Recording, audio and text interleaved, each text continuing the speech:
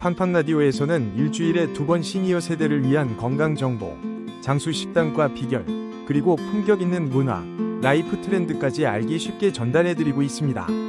오늘은 만성질환 예상과 장건강을 지키는 고섬유에 대해서 모든 것을 알려드리겠습니다. 딱 5분만 집중해보세요. 구독과 좋아요는 팡팡라디오 운영에 큰 힘이 됩니다. 시작하겠습니다. 안녕하세요. 활력 팡팡 라디오입니다. 오늘은 우리 몸의 건강한 노화를 돕는 고섬유에 대해 깊이 있게 알아보겠습니다.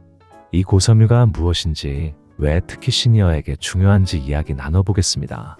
박사님 안녕하세요. 안녕하세요. 가정의학 전문의 이윤지 박사입니다. 식이섬유, 줄여서 고섬유는 소화가 되지 않는 식품 속 성분으로 장 건강뿐만 아니라 혈당 조절, 심혈관 건강 강화 등 다방면에서 큰 역할을 합니다. 시니어 건강 관리에서 꼭 필수적인 영양소라고 할 수 있죠. 먼저 고섬유가 정확히 무엇인지 설명 부탁드립니다. 식이섬유는 식물에서 유래한 탄수화물 중 소화 효소로 분해되지 않는 부분을 의미합니다. 물에 녹는 수용성과 녹지 않는 불용성 식이섬유 두 가지로 나뉩니다. 수용성 식이섬유는 물에 녹아 점성이 높은 젤상 물질을 만들고 혈당 상승을 완만하게 하며 콜레스테롤의 흡수를 줄이고 장내 미생물의 먹이가 되어 장 생태계를 건강하게 유지합니다. 불용성 식이섬유는 대변의 부피를 늘리고 장 운동을 촉진해 변비를 예방하며 해로운 독소가 장벽에 오래 머무르지 않도록 도와줍니다. 그러니까 고섬유 음식을 충분히 섭취하면 장 건강뿐 아니라 전반적인 신체 건강에 도움이 되는 거군요. 맞습니다. 현대인의 식생활은 섬유질 섭취가 부족한 경우가 많기 때문에 특히 시니어분들은 적극적 섭취가 권장됩니다. 네, 그렇군요.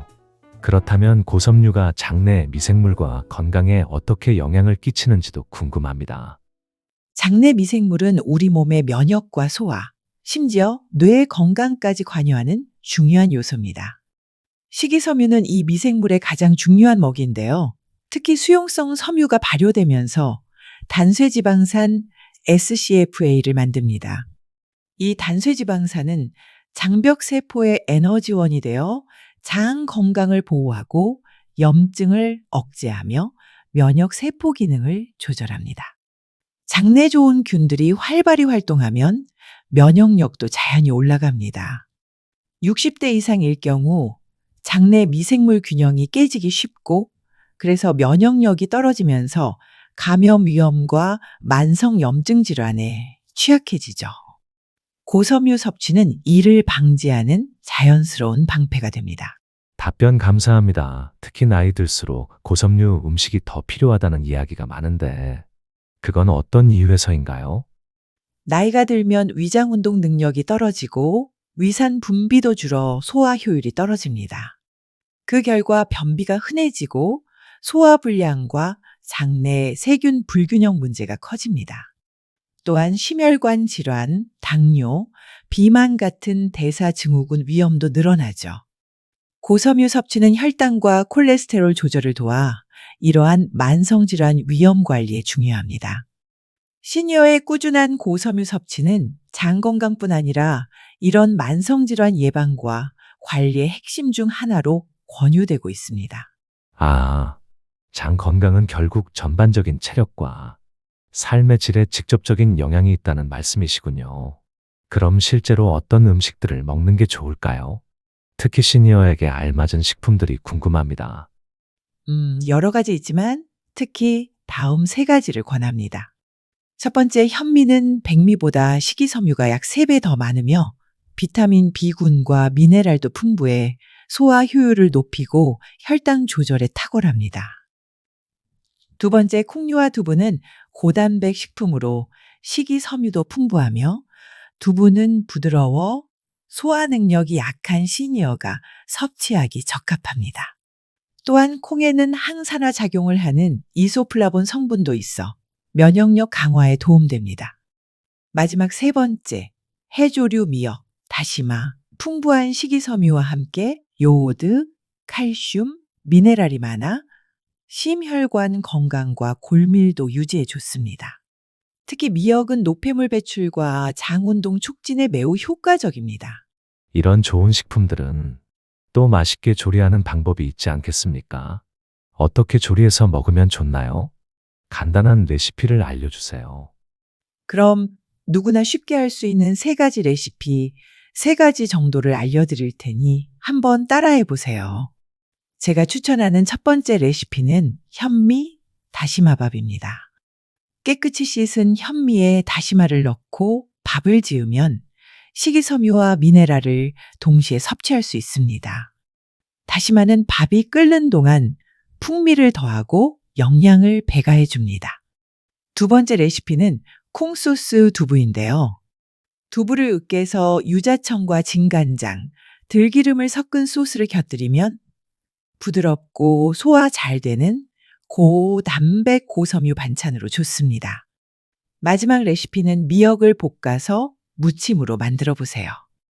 불린 미역과 채소를 다진 마늘, 참기름과 함께 볶다가 간장과 깨소금으로 간하면 맛과 건강을 모두 챙길 수 있습니다.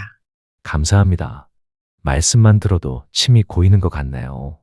고섬유 음식은 잘 챙겨 먹으면 좋겠지만 혹시 과하면 안 좋은 점도 있을까요? 맞습니다. 너무 갑자기 많은 양의 식이섬유를 섭취하면 복부, 팽만감, 가스, 변비약화 같은 부작용이 나타날 수 있습니다. 그래서 천천히 양을 늘리고 충분한 수분 섭취를 병행해야 합니다.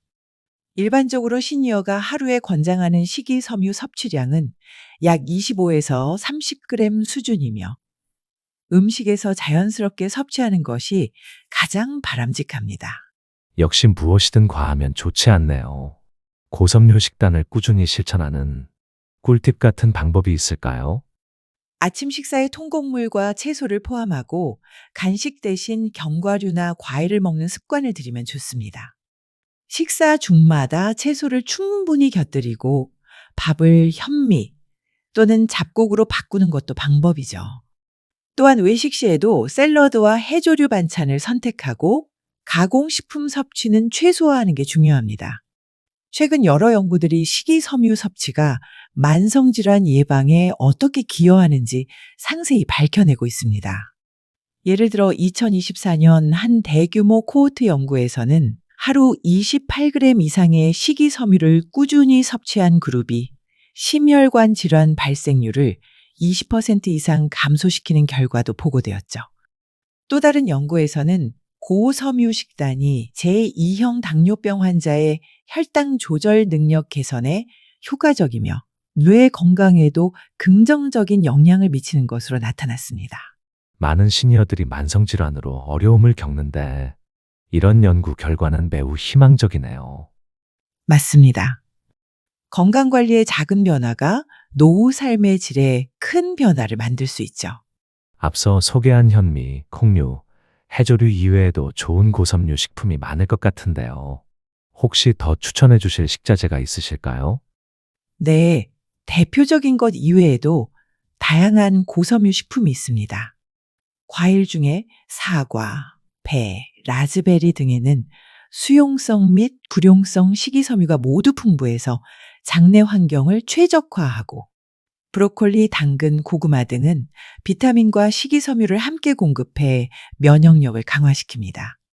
또한 견과류인 아몬드와 씨앗류인 씨앗씨, 아마씨는 불용성 섬유가 많아 변비 예방과 장운동 촉진에 효과적입니다.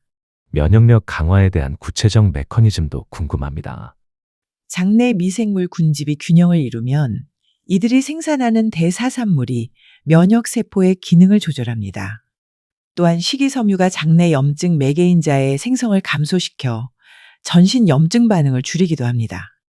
또 꾸준한 고섬유 섭취는 변비 해소, 혈당 및 혈압 안정, 체중 조절에 도움을 주어 시니어들의 활동성과 정신적 안정감을 도와줍니다. 실제로 식이섬유 충분 섭취구는 불안, 우울 증세가 적고 사회적 활동도 활발한 것으로 나타났습니다. 박사님, 식이섬유가 좋다는 건 알겠는데 시니어 분들이 일상생활 속에서 고섬유 식단을 실천하기가 쉽지 않을 것 같아요. 실제 식단 구성에는 어떤 팁들이 있을까요? 좋은 질문입니다. 고섬유 식단을 꾸준히 실천하려면 몇 가지 중요한 점들을 기억하는 게 좋습니다. 첫째, 매끼 건강한 통곡물 위주의 식사를 하도록 노력하세요. 예를 들어 흰쌀밥 대신 잡곡밥이나 현미를 선택하는 것입니다. 둘째, 채소와 과일을 하루에 최소 500g 이상 섭취하는 습관을 들이는 게 중요하죠. 채소는 되도록 생으로 섭취하는 것이 좋지만 소화가 어려우면 익혀서라도 부담 없이 먹는 게 좋습니다. 셋째, 가공식품이나 고당분, 고지방 식품은 줄이고 견과류나 콩류 같은 천연식품을 간식이나 요리에 적극 활용하는 것도 효과적입니다. 그리고 항상 수분 섭취도 충분히 해주셔야 하고요. 고섬유 식단은 갑자기 너무 많이 넣으면 복통이나 팽만감이 생길 수 있으니 서서히 늘려가는 게 안전합니다. 식단만큼이나 운동도 중요하죠? 고섬유 섭취와 함께 시니어분들이 병행하면 좋은 운동 방법은 무엇인가요? 운동은 고섬유 식단과 함께 장 운동을 돕고 대사 건강을 개선하는 데 큰 역할을 합니다. 걷기, 가벼운 스트레칭, 요가, 수영 같은 저강도 유산소 운동이 좋습니다. 운동은 변비 예방에도 효과적입니다. 특히 하루 30분 이상 걷거나 가벼운 근력 운동을 하는 습관이 있으면 신체 기능 유지뿐 아니라 식이섬유 섭취 효과도 극대화됩니다. 운동을 하는 동안 몸에 쌓인 독소를 배출하는 데도 도움이 되고 호르몬 분비가 원활해져 대사율이 올라갑니다. 운동을 꾸준히 하기가 쉽지 않은 경우도 많을 텐데요. 어떻게 하면 동기부여를 할 수 있을까요? 초반에는 무리하지 말고 짧게 시작하는 것이 중요합니다. 가족이나 친구와 함께 걷거나 운동 모임에 참여하면 더 꾸준히 할 수 있습니다. 변화 과정에서 느끼는 몸의 긍정적인 신호들을 기록하면서 자신감을 쌓는 것도 좋은 방법입니다. 고섬유 식단을 꾸준히 실천한 실제 시니어 분들을 많이 만나보셨을 것 같아요. 그분들이 어떤 변화를 경험했는지 구체적으로 이야기해 주실 수 있나요? 네. 최근 몇 년간 고섬유 식단 실천 사례들이 국내외에서 많이 보고되고 있습니다. 한 예로 70대 김모 씨의 이야기를 말씀드릴게요. 김 씨는 평소 만성변비와 고혈압으로 고생하던 분이었습니다. 의료진과의 상담 후 단백질과 함께 식이섬유 섭취를 늘리기로 마음먹었죠. 처음에는 하루 10g 정도 섭취하던 식이섬유를 식단에 잡곡밥과 채소, 견과류를 포함해 점진적으로 25g 이상으로 늘렸습니다. 3개월 정도 지나자 변비 증상이 현저히 감소했고 배변 활동이 원활해졌죠. 더불어 혈압 수치도 안정되어 약물 복용량을 줄일 수 있었습니다. 체력도 좋아져 산책과 가벼운 운동을 시작할 수 있게 되었죠. 정말 큰 변화네요. 특히 혈압 조절까지 좋아지다니 고섬유의 힘이 대단해 보입니다. 맞습니다. 고섬유는 장 건강뿐 아니라 대사 기능 개선에도 영향을 미칩니다. 또 다른 사례를 말씀드리면 65세의 이모 씨는 당뇨 전 단계 진단을 받고 식이요법을 시작했습니다. 현미와 채소, 해조류 중심으로 식단을 바꾸고 매일 걷기 운동을 병행했어요. 6개월 후 혈당 수치가 정상 범위에 들어왔고 몸무게도 5kg 정도 감소했죠. 무엇보다 피로감이 적어지고 집중력도 높아져 일상생활 만족도가 크게 향상되었다고 합니다. 이 두 분 모두 꾸준히 식단과 생활 습관을 바꿔 건강을 많이 회복한 사례네요. 혹시 다른 사례들도 공유해 주실 수 있나요? 네. 또 한 분은 75세의 박모 씨인데 장염과 잦은 복통으로 고민하던 분입니다. 고섬유 식단을 도입하면서 매 끼마다 채소를 충분히 섭취하도록 노력했고 해조류도 꾸준히 먹었어요. 4개월 후 복통 빈도가 현저히 줄고 배변 배출도 규칙적으로 바뀌어 삶의 질이 좋아졌습니다. 이후 박 씨는 고섬유 식단을 장기간 유지하면서 염증 완화와 면역력 강화 효과를 체험하게 되어 같은 증상으로 병원을 찾는 횟수가 크게 줄었습니다. 이렇게 고섬유 식단이 장 기능을 정상화하고 면역에도 좋은 영향을 준다는 말씀이네요. 네, 실제 경험을 통해 확인된 결과들이 많습니다. 고섬유 섭취는 장내 환경을 개선하고 전신 건강을 돕는 가장 자연스러운 방법 중 하나입니다. 꾸준한 실천과 올바른 생활 습관이 무엇보다 중요합니다. 시니어분들에게 희망이 되는 사례인데요. 이분들이 실천하면서 부딪힌 어려움이나 극복 방법은 어떤 것이 있었나요? 가장 흔한 어려움은 소화가 잘 되지 않아 갑작스럽게 섬유질을 많이 먹고 불편함을 겪는 경우입니다. 이를 위해 서서히 식단에 섬유질을 늘리고 충분한 수분 섭취가 병행되어야 합니다. 또한 음식의 질감이나 맛에서 거부감이 들어 중단하는 경우도 있는데 거기에 맞춰 요리법을 다양하게 바꾸고 신선한 재료를 사용하는 식으로 해결했습니다. 그렇군요. 개인별 몸 상태와 취향에 맞춘 점진적 변화가 필수인 듯합니다. 네, 꾸준하고 즐겁게 유지하는 방법을 찾아가는 게 가장 중요합니다. 네, 오늘 좋은 말씀 감사합니다. 마지막으로 많은 분들이 궁금해하는 고섬유 관련 질문들을 모아봤습니다. 박사님, 하나씩 답변 부탁드려도 괜찮으시죠? 아유, 네, 그럼요. 편하게 질문해 주세요. 네, 첫 번째 질문입니다. 고섬유 음식을 많이 먹으면 다이어트에 도움이 될까요? 네. 식이섬유가 많으면 포만감이 오래가서 과식 방지에 도움이 됩니다. 또한 혈당 급등을 막아 체중 조절에 긍정적 효과가 입증돼 있어요. 다만 균형 잡힌 식단과 운동 병행이 필수입니다. 두 번째 질문입니다. 소화가 약해서 생채소가 부담스러운데 어떻게 해야 하나요? 부드럽게 익혀 먹는 것을 추천합니다. 스팀이나 볶음으로 조리하면 식이섬유가 소화에 부담을 덜 주면서도 영양가를 유지할 수 있어요. 그리고 요거트 같은 발효식품을 함께 먹으면 소화에도 도움이 됩니다. 하나만 더 여쭤보겠습니다. 어디서 고섬유 식품을 구입할 때는 어떤 기준으로 선택하면 좋나요? 신선하고 유기농 인증이 된 식품이 좋습니다. 특히 잡곡밥이나 견과류 같은 식품은 로컬 농산물 시장이나 믿을 수 있는 슈퍼마켓에서 구매하는 게 안전합니다. 가공 과정에서 첨가물이 적은 제품을 선택하세요. 네, 오늘은 가정의학 전문의 이은지 박사님을 모시고 시니어 분들에게 꼭 필요한 고섬유 식품에 대해서 이야기 나눠보았습니다. 시니어 여러분께서도 오늘 배운 고섬유 식단과 운동을 천천히 시작하셔서 건강한 삶을 누리시길 바랍니다. 댓글로 나만 알고 있는 고섬유 레시피를 공유해주세요. 추첨을 통해 비대면 인터뷰를 연락드리고 있습니다. 부담 없이 참여해주세요. 자, 그럼 박사님, 이제 마무리 인사할까요? 네, 오늘 알려드린 정보를 바탕으로 꾸준히 실천한다면 활기차고 건강한 생활을 계속 맞이하실 수 있습니다. 오늘 들으신 내용이 나쁘지 않으셨나요?